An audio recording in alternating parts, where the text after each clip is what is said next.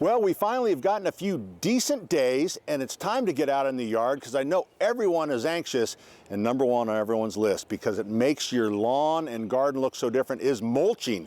Today we talk about mulching, but come under the tree with me because I'm going to show you the number one mistake that people make when they put down mulch, and it's just not homeowners, it's a lot of professional mulchers, and that is mulching up on the trunk of the tree. The rule of thumb is you always, the mulch really shouldn't touch the trunk, and you should be able to see the flare of the tree. Remember when you drew with crayons the tree, the flare? That's what you want to see. When you see it piled up like here, what's called volcano mulching, that is really bad for the trees. So skip that, and if you have it done, make sure the company that you're using pulls that back. Remember, they're selling mulch. Maybe they charge by the mulch, I don't know. But, so that's number one. No more than 3 inches, and if you're around certain things, like boxwoods would be one, a little thinner amount of mulch because they're shallow rooted.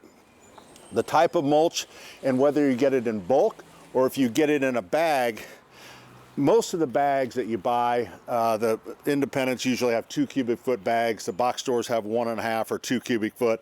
So if it's a 2 cubic foot bag, it takes about 13.5 bags to make a yard. All right. So what you want to make sure is if you're going to get, if you're getting the bulk mulch, the thing I see is people get too much.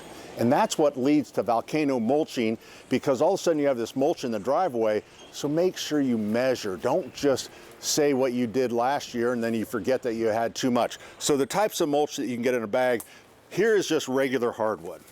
So this is hardwood mulch.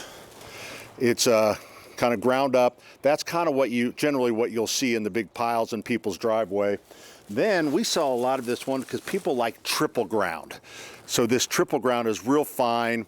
The downside, or I guess the good side, is it disappears because it composts itself, so it wouldn't last as long as normal hardwood mulch.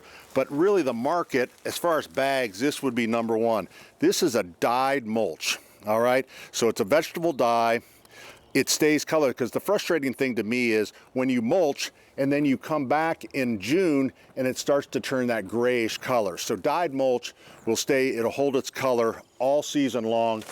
So you'll have that. And then this is one, I'll just show it, because this, I think it's interesting. This used to be the number one mulch back in the 80s and 90s, and not so. And the problem with cypress mulch, it doesn't compost itself. So when it loses its color, you got to rake it up. So not a big fan of that.